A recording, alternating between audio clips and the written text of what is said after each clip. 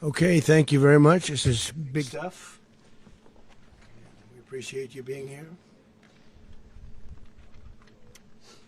Late last night and early today, at my direction, the United States Armed Forces conducted an extraordinary military operation in the capital of Venezuela. Overwhelming American military power, air, land, and sea, was used to launch a spectacular assault. And it was an assault like people have not seen since World War II.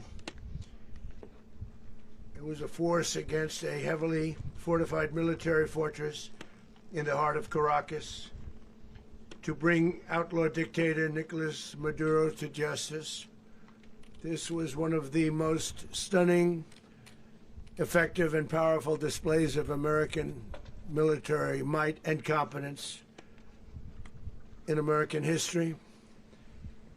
And if you think about it, we've done some other good ones, like the attack on Soleimani, the attack on al-Baghdadi, and the obliteration and decimation of the Iran nuclear sites just recently in an operation known as Midnight Hammer. All perfectly executed and done. No nation in the world could achieve what America achieved yesterday, or frankly in just a short period of time. All Venezuelan military capacities were rendered powerless as the men and women of our military, working with U.S. law enforcement, successfully captured Maduro in the dead of night. It was dark. The lights of Caracas were largely turned off due to a certain expertise that we have. It was dark and it was deadly. But captured along with his wife, Celia Flores, both of whom now face American justice. Maduro and Flores have been indicted in the Southern District of New York, it's Jay Clayton, for their campaign of deadly narco-terrorism against the United States and its citizens. I want to thank the men and women of our military who achieved such an extraordinary success overnight with breathtaking speed, power, precision, and competence. You rarely see anything like it. You've seen some raids in this country that didn't go so well. They were an embarrassment. If you look back to Afghanistan, or if you look back to the Jimmy Carter days, they were different days. We're a respected country again, maybe like never before. These highly trained warriors, operating in collaboration with U.S. law enforcement, caught them in a very ready position. They were waiting for us. They knew we had many ships out in the sea. We're just sort of waiting. They knew we were coming. So they were in what's called a ready position. But they were completely overwhelmed and very quickly incapacitated.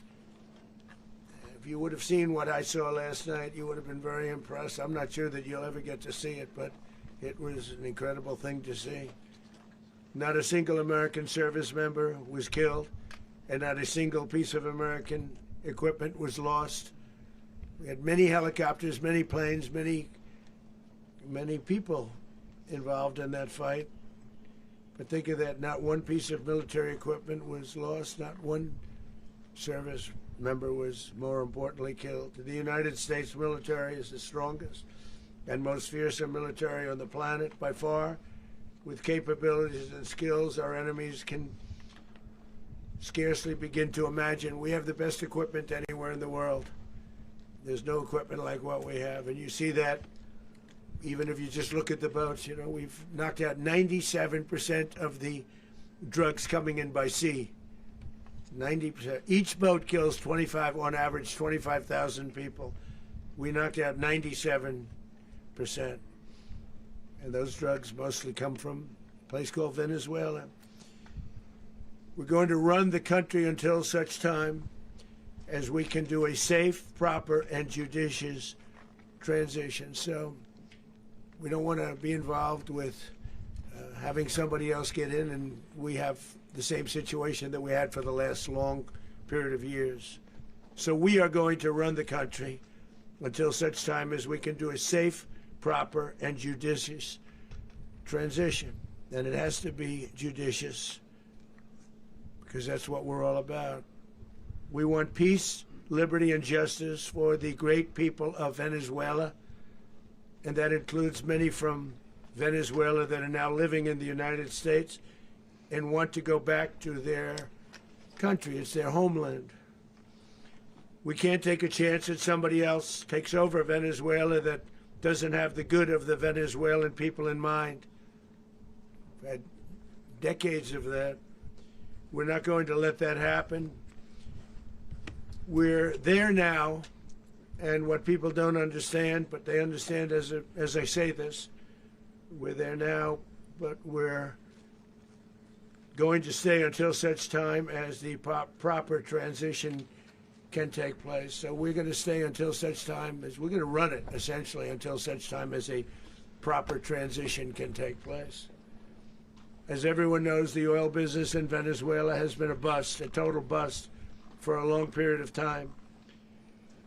They were pumping almost nothing by comparison to what they could have been pumping and what could have taken place.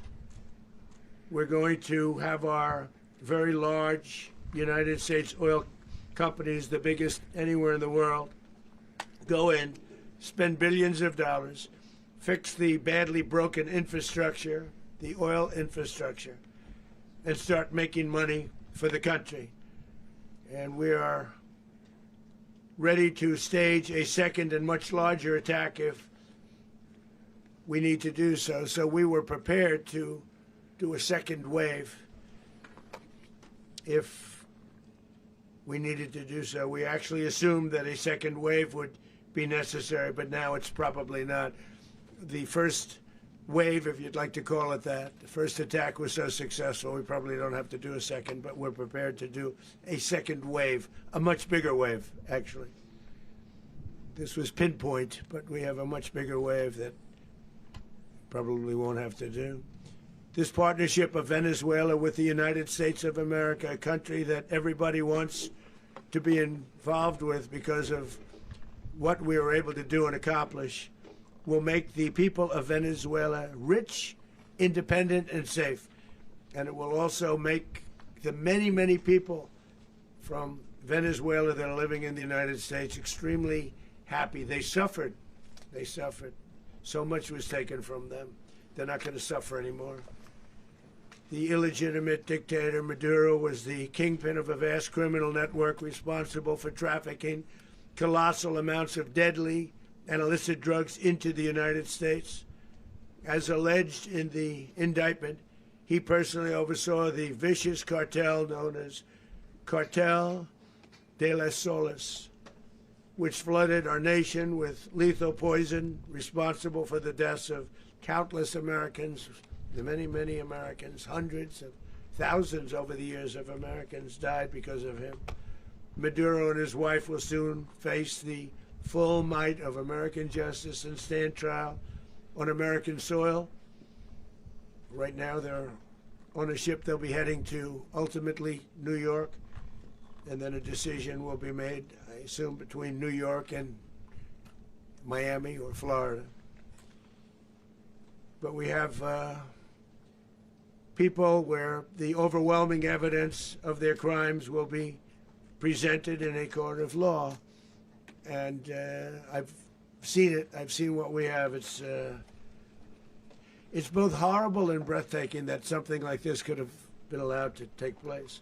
For many years after his term as president of Venezuela expired, Maduro remained in power and waged a ceaseless campaign of violence, terror, and subversion against the United States of America, threatening not only our people, but the stability of the entire region. And you all saw it. In addition to trafficking gigantic amounts of illegal drugs that inflicted untold suffering and human destruction all over the country, all over in particular the United States. Maduro sent savage and murderous gangs, including the bloodthirsty prison gang Tren de Aragua, to terrorize American communities nationwide, and he did indeed.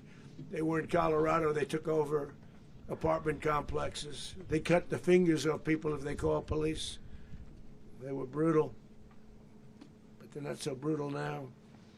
And I just have to congratulate our military, Pete and everybody, and our National Guard, because the job that they've done, whether it's in Washington, D.C., where we have a totally safe city, where it was one of the most unsafe cities anywhere in the world, frankly, and now we have no crime in Washington, D.C.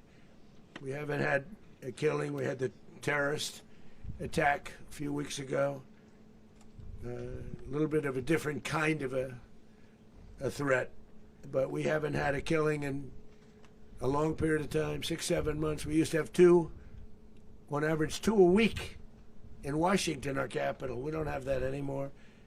The restaurants are opening. Everyone's happy. They're going, they're walking their daughters, they're walking their children, their wives. They walk to restaurants. Restaurants are opening all over Washington, D.C. So I want to thank the National Guard. I want to thank our military. And I want to thank law enforcement. Been amazing. And they should do it with more cities. We're doing it, as you know, and we're doing it in Memphis, Tennessee right now, and crime is down. We've just sort of started a few weeks ago, but crime is down now 77%. And the governor of Louisiana called, great person, and he wanted us to help him, as you know, in a certain very nice part of Louisiana. And we have done that. It was a rough section, and we have crime down. I understand it's down to almost nothing already after 2.5 weeks. New Orleans, it's down to almost nothing, and we've only been there for 2.5 weeks. Can't imagine why governors wouldn't want us to help. We also helped, as you know, in Chicago. Then crime went down a little bit there. We did a very small help because we had no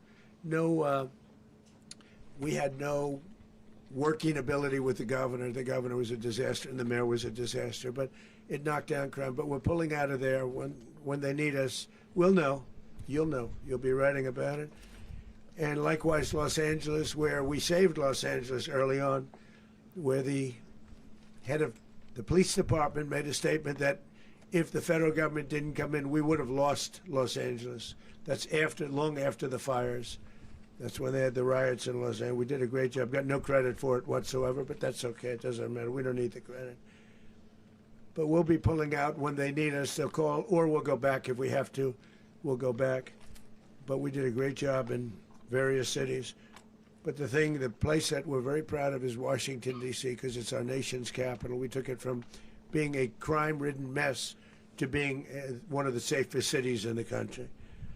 But the gangs that they sent raped, tortured, and murdered American women and children. They were in all of the cities I mentioned, Tren de Aragua. And they were sent by Maduro to terrorize our people, and now Maduro will never again be able to threaten an American citizen or anybody from Venezuela. There will no longer be threats. For years I've highlighted the stories of those innocent Americans whose lives were so heartlessly robbed by this Venezuelan terrorist organization. Really one of the worst. One of the worst, they say the worst. Americans like 12-year-old Jocelyn Nungary from Houston. Beautiful Jocelyn Nungary, what happened to her?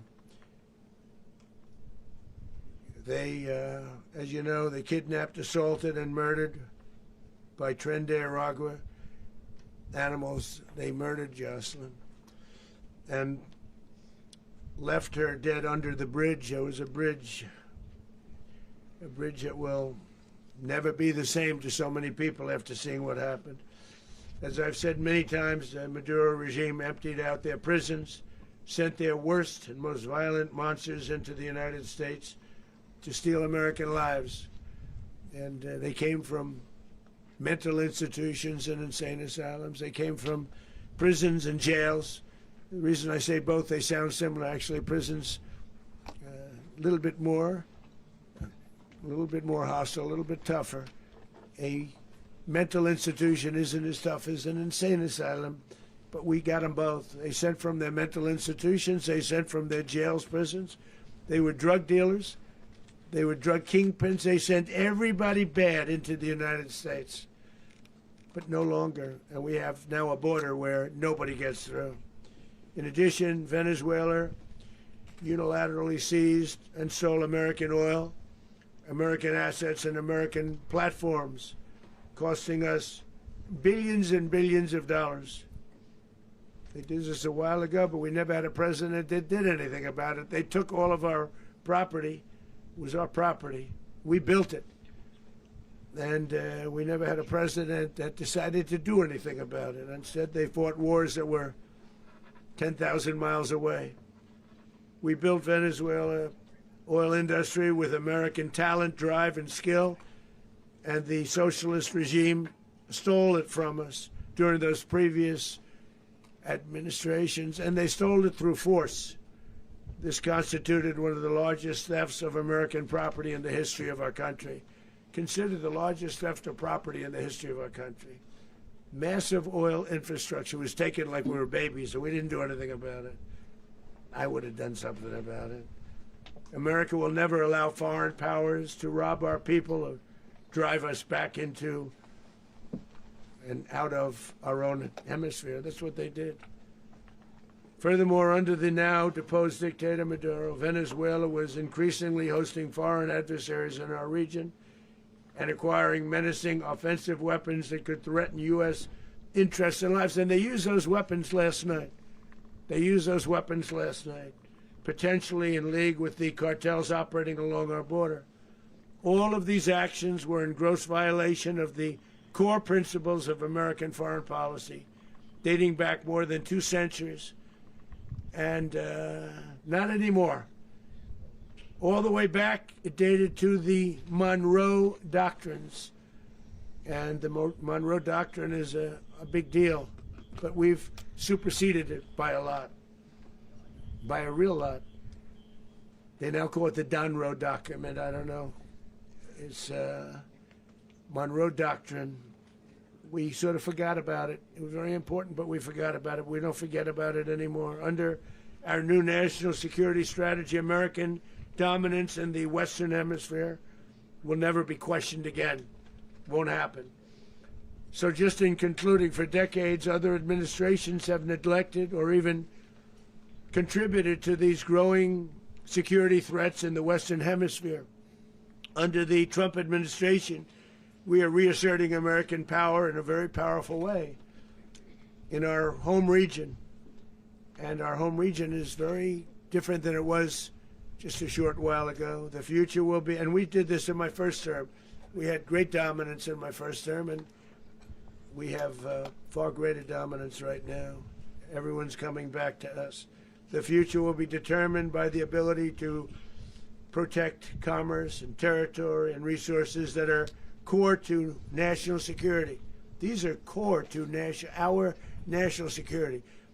Just like tariffs are, they've made our country rich, and they've made our national security stronger than ever before. But these are the iron laws that have always determined global power. And we're going to keep it that way. We will secure our borders. We will stop the terrorists. We will crash the cartels, and we will defend our citizens against all threats, foreign and domestic. Other presidents may have lacked the courage or whatever to defend America, but I will never allow terrorists and criminals to operate with impunity against the United States. This extremely successful operation should serve as warning to anyone who would threaten American sovereignty or endanger American lives. Very importantly, the embargo on all Venezuelan oil remains in full effect.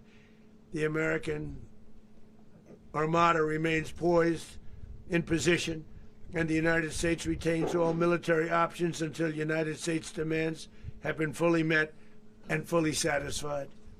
All political and military figures in Venezuela should understand what happened to Maduro can happen to them, and it will happen to them if they aren't just, fair, even to their people. The dictator and terrorist, Maduro, is finally gone in Venezuela. People are free. They're free again. It's been a long time for them, but they're free. America is a safer nation. This morning, it's a prouder nation this morning because it didn't allow this horrible person and this country that was doing very bad things to us. It didn't allow it to happen. And the Western Hemisphere is right now a much safer place to be. So I want to thank everybody for being here. I want to thank General Raisin Kane. He's a fantastic man. I've worked with a lot of generals. I worked with some I didn't like. I worked with some I didn't respect. I worked with some that just weren't good. But this guy is fantastic. I watched last night one of the most precise attacks on sovereignty. I mean, it was an attack for justice. And I'm very proud of him, and I'm very proud of our Secretary of War, Pete Hegseth, who I'm going to ask to say a few words. Thank you very much. Mr. President, can you explain how the U.S. will run Venezuela? Well, thank you, Mr. President. Finally, a commander-in-chief the world respects and the American people deserve. And as the President said, words can barely capture the bravery and the power and the precision of this historic operation. A massive joint military and law enforcement raid flawlessly executed by the greatest Americans our country has to offer. American warriors are second to none, the best in the world and the best of our country. What all of us witnessed last night was sheer guts and grit, gallantry and glory of the American warrior. I'm simply humbled by such men, and I tip my hat to our chairman, Dan Raisin Kane, and all those Americans who stood watch last night. Our warriors are the elite of America, and again, President Trump has your back. No other country on planet Earth, and it's not even close, could pull this kind of operation off. And no other president has ever shown this kind of leadership, courage, and resolve. The most powerful combination the world has ever seen.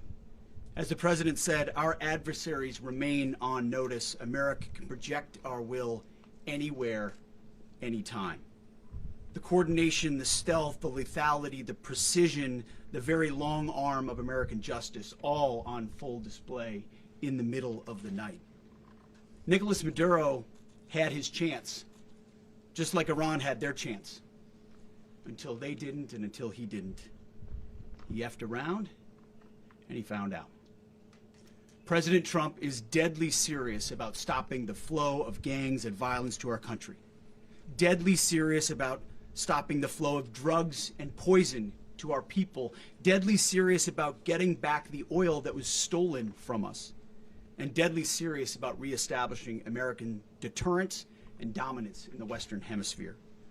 This is about the safety, security, freedom, and prosperity of the American people. This is America first. This is peace through strength. And the United States War Department is proud to help deliver it. Welcome to 2026, and under President Trump, America is back. I'd like to welcome now our chairman, Chairman Raisin Kane, to give a few more details about the operation. Mr. Chairman. Thank you, Mr. Secretary. Thank you, Mr. President, and good morning. Last night, on the order of the President of the United States and in support of a request from the Department of Justice, as the President said, the United States military conducted an apprehension mission in Caracas, Venezuela, to bring to justice two indicted persons, Nicolas and Cecilia Maduro. This operation, known as Operation Absolute Resolve, was discreet, precise, and conducted during the darkest hours of January 2nd and was the culmination of months of planning and rehearsal, an operation that, frankly, only the United States military could undertake. What I'd like to do this morning is talk to you through some of the preparation and the details without compromising any of our tactics, techniques, and procedures. There is always a chance that we'll be tasked to do this type of mission again. Our interagency work began months ago and built on decades of experience of integrating complex air, ground, space, and maritime operations. While the past 2 decades have honed the skills of our special operations forces, this particular mission required every component of our joint force, with soldiers, sailors, airmen, Marines, and Guardians working in unison with our intelligence agency partners and law enforcement teammates in an unprecedented operation. We leveraged our unmatched intelligence capabilities and our years of experience in hunting terrorists, and we could not have done this mission without the incredible work by various intelligence agencies, including the CIA, NSA, and NGA. We watched, we waited, we prepared, we remained patient and professional. This mission was meticulously planned, drawing lessons from decades of missions over the last many years, many missions over these last many years. This was an audacious operation that only the United States could do. It required the utmost of precision and integration within our joint force. And the word integration does not explain the sheer complexity of such a mission.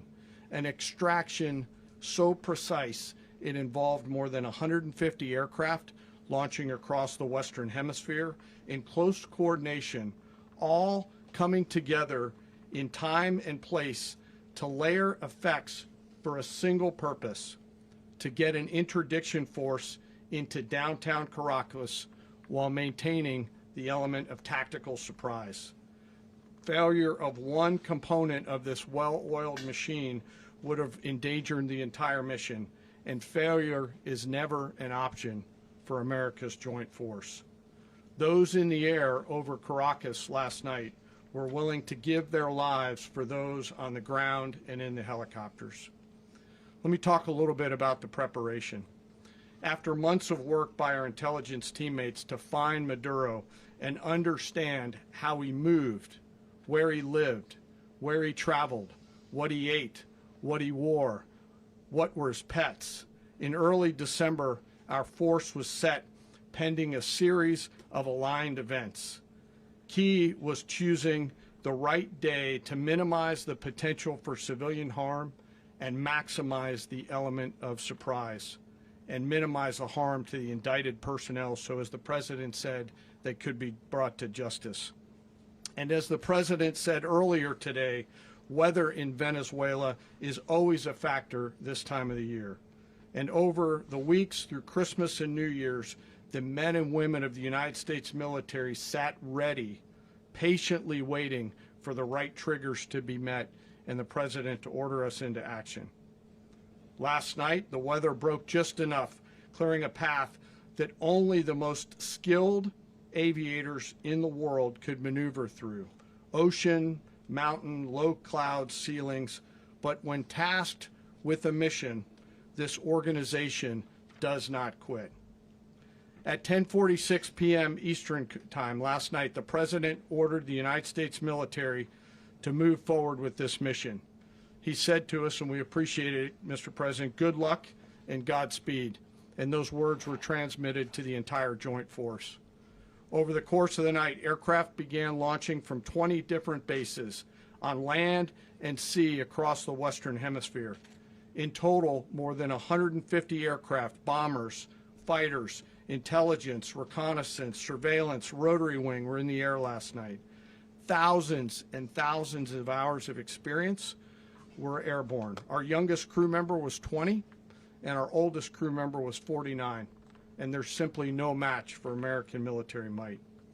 As the night began, the helicopters took off with the extraction force, which included law enforcement officers, and began their flight into Venezuela at 100 feet above the water. As they approached Venezuelan shores, the United States began layering different effects provided by Spacecom, Cybercom, and other members of the interagency to create a pathway. Overhead, those forces were protected by aircraft from the United States Marines, the United States Navy, the United States Air Force, and the Air National Guard. The force included F-22s, F-35s, F-18s, EA-18s, E-2s, B-1 bombers, and other support aircraft, as well as numerous remotely piloted drones.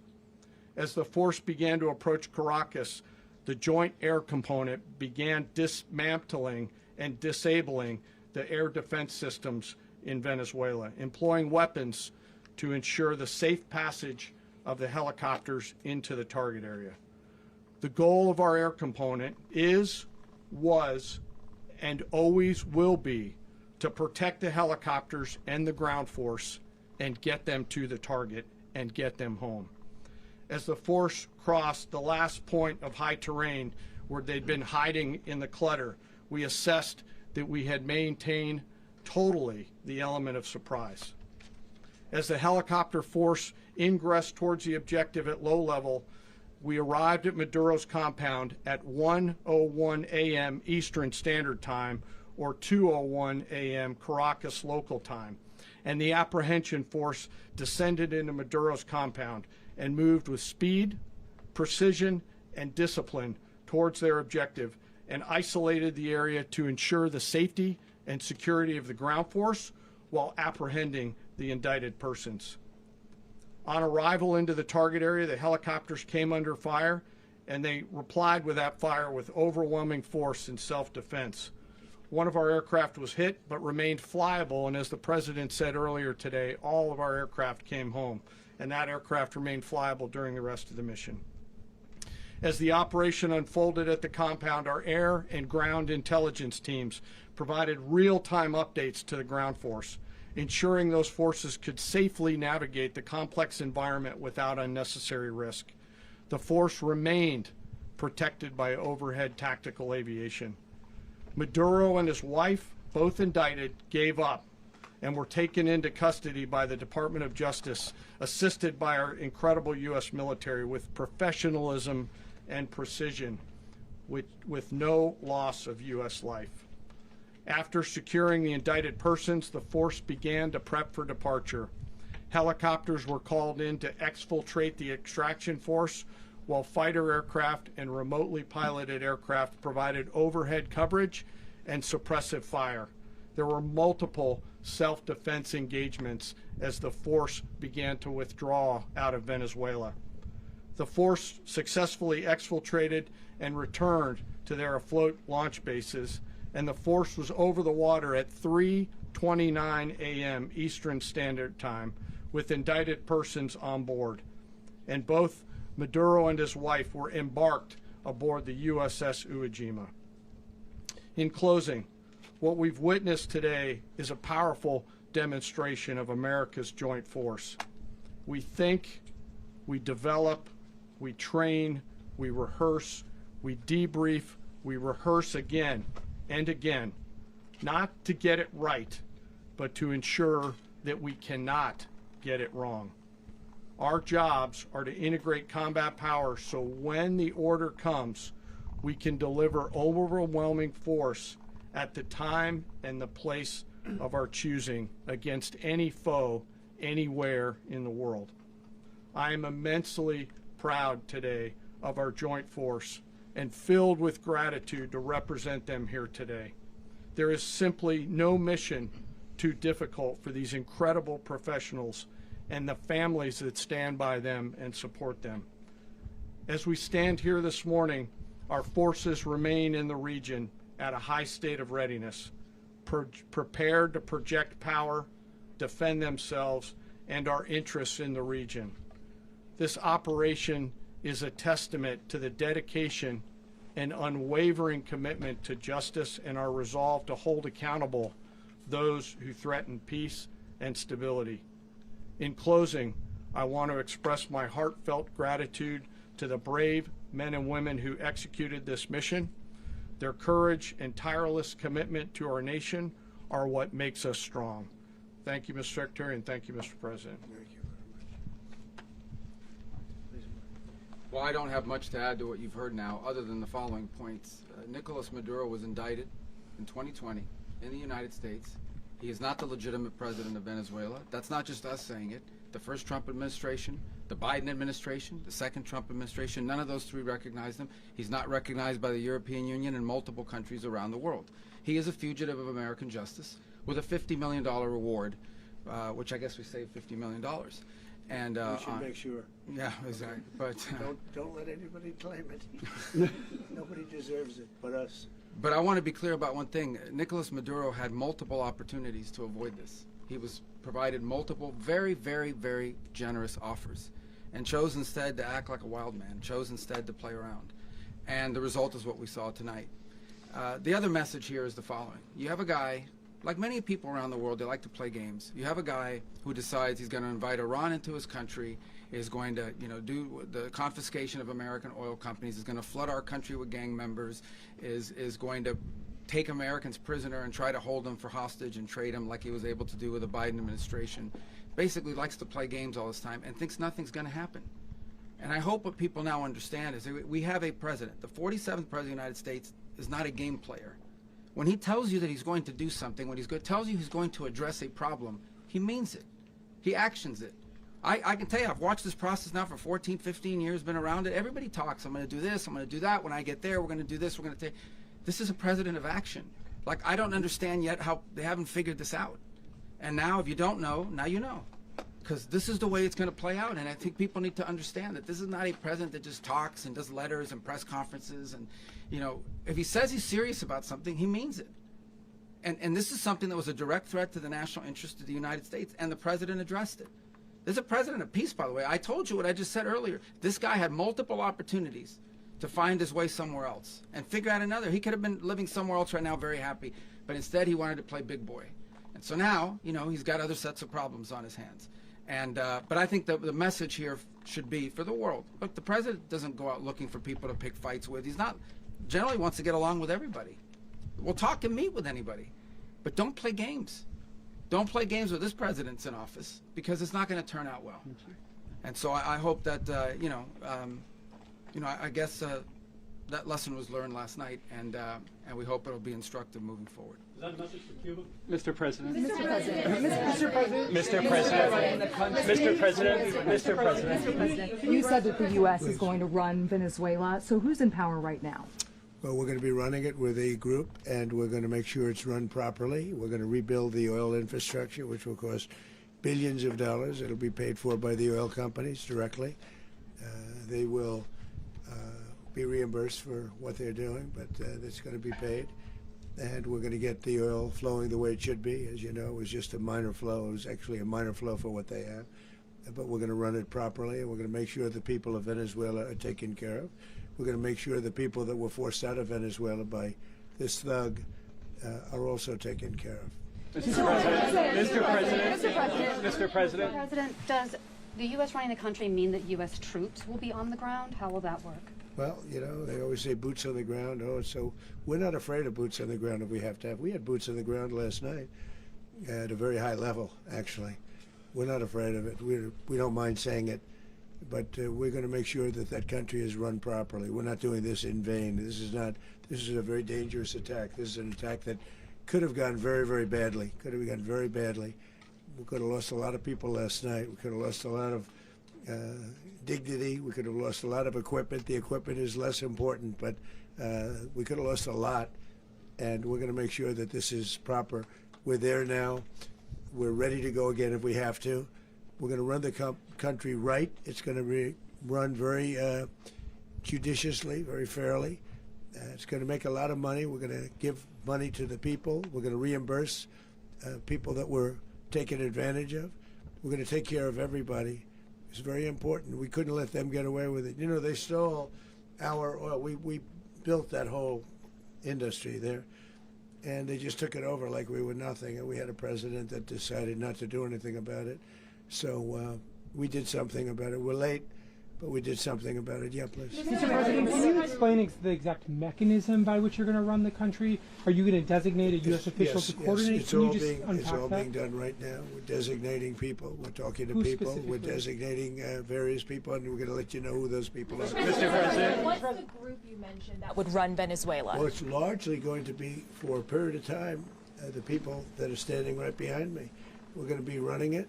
We're going to be bringing it back. It's a dead, I talk about a dead country. A year and a half ago, we were a dead country. Now we're the hottest country anywhere in the world. We're a country doing better than any country anywhere in the world. And it required leadership. Venezuela has a lot of bad people in there, a lot of bad people that shouldn't be leading. We're not going to take a chance that one of those people take over for Maduro. So you can look at, and others, we have fantastic people, including people in the military. So we're going to have a group of people running it until such time as it can be put back on track, make a lot of money for the people, and give people a great way of life, and also reimbursement for people in our country that were forced out of Venezuela. Mr. President, Rubio would be. you said earlier today that you weren't going to back Machado to come back and be the opposition leader in your Fox and Friends interview. And then you also mentioned the vice president of Venezuela. Are you going to work with the vice president of Venezuela, or how do you foresee the relationship Well, I going? understand she was just sworn in, but she was, as you know, picked by Maduro. So Marco's working on that directly. He just had a conversation with her, and she's essentially willing to do what we think is necessary to make Venezuela great again. Very simple. Mr. President, Colombian President Gustavo Petro, a couple weeks ago, he said he's got to watch his ass. And today, he said he's not concerned about anything happening to him in the aftermath of this operation. So, just what your message is Well, about he that. has cocaine mills. He has factories where he makes cocaine. And yeah, I think I stick by my first statement. He's making cocaine. They're sending it into the United States. So he does have to watch his ass. Mr. President, Did you notify any members of Congress in advance? Marco, do you want to talk about that? Because you were involved in Sure. We call members of Congress immediately after. This was not the kind of mission that you can do congressional notification on. It was a trigger-based mission in which conditions had to be met night after night. We watched and monitored that for a number of days. So it's just simply not the kind of mission you can call people and say, hey, we may do this at some point in the next 15 days. But it's largely a law enforcement function. Remember, at the end of the day, at its core, this was an arrest of 2 indicted fugitives of American justice, and the Department of War supported the Department of Justice in that job. Now, there are broader policy implications here, but it's just not the kind of mission that you can pre-notify because it endangers the mission. If I could add one thing to that, Congress has a tendency to leak. This would not be good. If they leaked, General, I think it would have been maybe a very different result. But I have to say, they knew we were coming at some point, We had a lot of ships out there. They sort of knew we were coming. Mr. President, But Congress will leak, and we don't want leakage. Mr. President, You were one of the only people to watch this all play out live. What was Maduro doing when the U.S. forces entered what I assume would be his home? And also, was there any point where the U.S. was considering if Maduro pushed back or resisted killing Maduro? It could have happened. It could have happened. He was trying to get into a safe place. You know what a safe place is, all steel. And he wasn't able to make it to the door because our guys were so fast. They went through the opposition so fast. And there was a lot of opposition. People were wondering, do we get them by surprise? Sort of surprised, but they were waiting for something. It was a lot of opposition. There was a lot of gunfire. You saw some of it today. But he was trying to get to a safe place, which wasn't safe because we would have had the door blown up in about 47 seconds, they say on average, regardless of how thick the steel was. It was a very thick door. It was a very heavy door, but he was unable to get to that door. He made it to the door. He was unable to close it. So where is Maduro going to be? Go ahead, finish. Where is Maduro going to be in the time being right now? Do you know his exact Well, whereabouts? eventually, ultimately, in the near future, he's going to be brought to New York. And where is he going to be held? Where is he going to be held in New York? Do you know? That's going to be up to the officials that do these things. Mr. President, the U.S. has something of a mixed track record of ousting dictators without necessarily a plan for what comes afterwards. Not with Did me, that though. weigh on your decision Well, that's when we making? had different presidents, but with me, that's not true. With me, we've had a perfect track record of winning. We win a lot, and we win. If you look at Soleimani, you look at al-Baghdadi, you look at the Midnight Hammer. Midnight Hammer was incredible. Right now, you wouldn't have peace in the Middle East. We have essentially peace in the Middle East because of that. If we weren't successful with Midnight Hammer, you wouldn't have peace in the Middle East. So, with me, you've had a lot of victory. You've had only victories. You've had no losses. Yeah. Mr. President, can you? How long do you expect the U.S. to run Venezuela, and how soon do you want the Venezuelan people to hold elections? So I'd like to do it quickly, but it takes a period of time. We're rebuilding. We have to rebuild their whole infrastructure. Is The that weeks, infrastructure months, is rotted. years? it's actually very dangerous. It's a, blow-up territory. Oil is very dangerous. It's a very dangerous thing to take out of the ground. It can kill a lot of people. It has killed a lot of people doing just that. The infrastructure is old. It's rotted.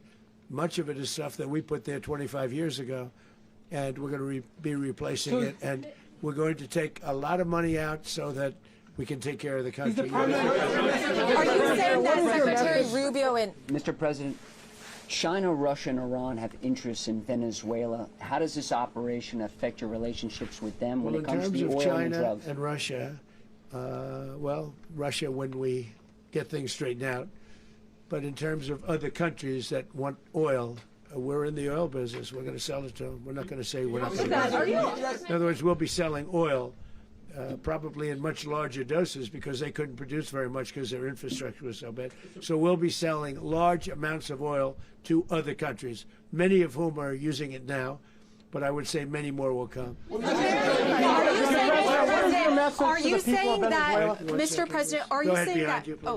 Mr. President, thank you. What is your message to the people of Venezuela today? Of course, the civilian population specifically, they have a lot of questions. What is your message to the people of Venezuela? That you're going to have peace, justice. You're going to have some of the riches that you should have had for a long period of time. It was stolen from you.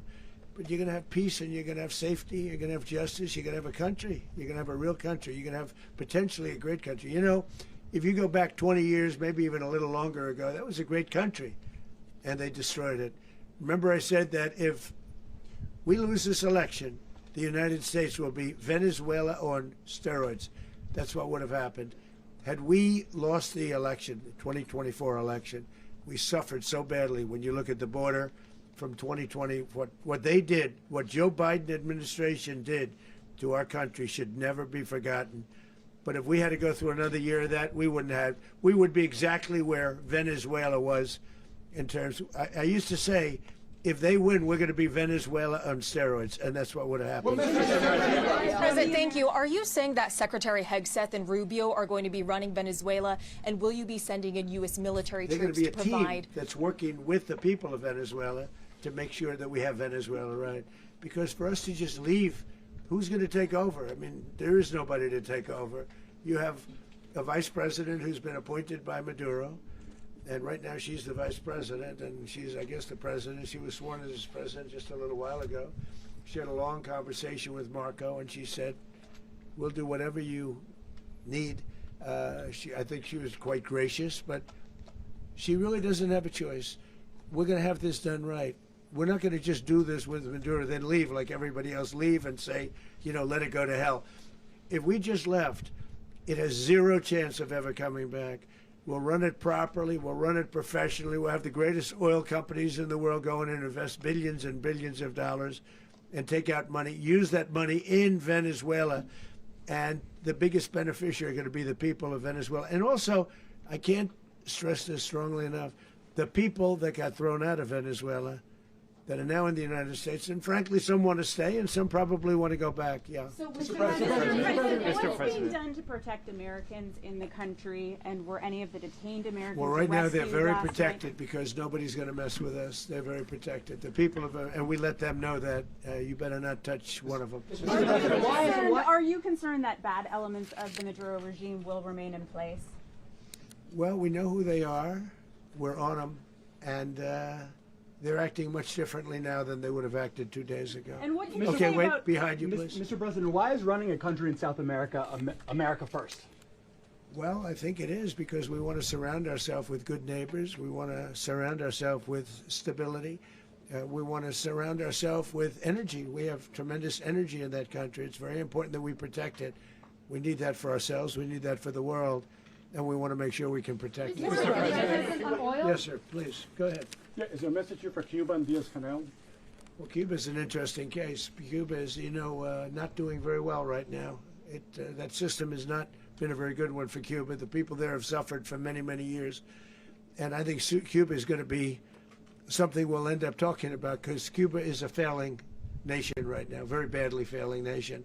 And we want to help the people. It's very similar in the sense that we want to help the people in Cuba, but we want to also help the people that were forced out of Cuba and living in this country. Do you want to say something about that, Marco, please?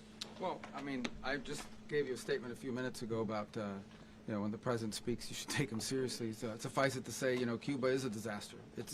It's run by incompetent, senile men, and in some cases, not senile, but incompetent nonetheless. It has no economy. It's in total collapse. And by the way, you know, they were, you know, all the guards that helped protect Maduro, this is well known, their whole spy agency, all that were full of Cubans. I mean, they basically, it's amazing. This poor island took over Venezuela in some cases. One of the biggest problems that Venezuelans have is they have to declare independence from Cuba. They tried to basically colonize it from a security standpoint. So, yeah, look, if I lived in Havana and I was in the government, I'd be concerned, at least a little bit. Are you cutting off the oil flow to Cuba from Venezuela? Well, the president already announced a week ago that anything that's sanctioned, it's sanctioned oil, it's not going to be allowed to get there. So that's an The answer is yes. Mr. President. Is the U.S. aware of the location of opposition leader Machado, and have you been in contact with her? No, we haven't. No, we haven't. Mr. President, How many hesitations about Machado as the next leader? on Monday. Oh, I think it would be very tough for her to be the leader. She doesn't have the support within, or the respect within the country. She's a very nice woman, but she doesn't have the respect. Mr. President, is it possible that the U.S. ends up administrating Venezuela for years? You know, well, you know, it won't cost us anything because the money coming out of the ground is very substantial. So it's not going to cost us anything. So the U.S. isn't going to dedicate any money to. Well, we want safety there. We want to be surrounded by countries that aren't housing all of our enemies all over the world. That's what was happening, and you don't want to have that. But we're going to be rebuilding, and we're not spending money. The oil companies are going to go in. They're going to spend money. We're going to take back the oil that, frankly, we should have taken back a long time ago. A lot of money is coming out of the ground. We're going to get reimbursed for all of that. We're going to get reimbursed for everything that we spend. So it's going to be a very important. This is a very big evening that took place last night. We have to be surrounded by safe, secure countries, and we also have to have energy. Very important. We have to have energy that's real energy, not where they're getting 4% and 5% of the energy out of the ground. You take a look. It was such a disaster. So what's going to happen with Venezuela, I think, over the next period of a year is going to be a great thing, and the people of Venezuela will be the biggest beneficiaries. Mr. President, on Monday, U.S. military. Mr. President, thank you. What did you last speak to Maduro about when you spoke? And is the Well, US I don't want to get into the Venezuela? conversations, but I did have conversations with him, and I said, you got to surrender. And I actually thought he was pretty close to doing so, but now he wished he did, yeah. Mr. President, can you explain, you said that Maduro is responsible for drug trafficking. You recently pardoned the former president of Honduras who was convicted on many drug trafficking. Can you explain how these two situations are different? And would you ever pardon Maduro? I endorsed, as you know, the winning president, the man who won in Honduras. I endorsed the man who won in Chile. I endorsed the man who won in Argentina. And we are doing very well with that whole group. What the man that I pardoned was, if you could equate it to us, he was treated like the Biden administration treated a man named Trump. That didn't work out too well for them. This was a man who was persecuted very unfairly. He was the head of the country. He was persecuted very unfairly. And there are a number of them. And we felt that it was a very unfair situation that happened to him. He's also a party member of the man who won. So obviously the people liked what I did. And one of the reasons that was done is because of the fact that the party in power felt very strongly that that man was treated very badly. I studied it very quickly, and then I studied it in great detail. I went to a lot of the people standing behind me, and they felt that that man was persecuted and treated very badly. That's why I gave him a pardon. Mr. President, you referenced boots on the ground earlier. Can you this up? Do you envision the U.S. military having a presence in Venezuela as the U.S. runs that country? Well, no, we're going to have a presence in Venezuela as it pertains to oil, because we have to have, we're sending our expertise in. So you may need something, not very much. But no, we're going to be taking out a tremendous amount of wealth out of the ground. And that wealth is going to the people of Venezuela and people from outside of Venezuela that used to be in Venezuela. And it goes also to the United States of America in the form of reimbursement for the damages caused us by that country. So I want to thank you all very much. Thank you. Do you have one? Yes, please. You were so nice before. I'm going to give you the final question. Go Thank ahead. you, Mr. Unless it's a President. bad question, in It's which about case I'll Putin. go one word. It's about who? It's about Putin, if you want. About Putin. Well, Okay. that's always nice. You had a to talk phone. about Putin. You had a phone call with him Yeah. on Monday. Did he talk at all about Maduro? Did y'all talk about this? No, we didn't. And We then- never spoke about Maduro. Are you mad at him right now? I mean, there's this I'm not intelligence. thrilled with Putin. I'm not thrilled with Putin. He's killing too many people. There was that I intelligence. thought that would be so. I settled 8 1/4 war. You know what the 1/4 was? Thailand and Cambodia. I did it again. They broke out, and I did it in about 5 hours, and I settled it. I'm giving myself 1/4, so I'm up to now 8 1/4. In other words, I settled the war, but then they broke out. They had a pretty bad breakout over the last 4 days. I got them to go back to peace. So I only give 1/4. I thought the easiest one would be, one of the easier ones would be Russia, Ukraine. It's not. And they both have done some pretty bad things. And look, that's Biden's war. That's not my war. But I want to stop the lives. Did you see where last month, 30,000, it was 27,000 the month before. 30,000, mostly soldiers, were killed this last month. 30,000. I want to stop that. You know, I got NATO to pay 5% instead of the 2% that they weren't paying. They weren't paying 2, now they pay 5. And we send them a lot of munitions. We send them a lot of things, missiles and various other things, a lot. And they pay. The United States is not losing money. We're probably making money on that. It's the last thing I care about. I just want to stop all those people. We're losing 25, 30,000 human beings. They come from 2 places that are very far away. But if I can stop, because it's something I've been pretty good at doing, deals, I guess. It's all a deal. Life is a big deal. But if I can stop that war and stop 30,000 young people, in addition to the fact that people are being killed in Kiev, people are being killed in other cities throughout, a much smaller number, but they're being killed, viciously killed. So I'm not happy about it. I thought that would be something that would get solved. We have Mr. Witkoff here. I think that we're making progress, but that's a war that should have never happened. If I were president, it would have never happened. Putin says it. Everybody says it. If I were president, that would have never happened. But I inherited that war. That was Joe Biden, Zelensky, and Putin. I came into the situation, and it's a mess. And I will say this. I watched an operation last night that was so precise, that was so brilliant. I mean, it was incredible. If we had our people, like this general and our people involved, that war would not have gone on very long, that I can tell you. You told me That war, to use an old term, that war has become a bloodbath. And we want it to get stopped. Thank you very much. Are you concerned a rogue Venezuelan general can take over the country? Can you talk about your conversation with the vice president?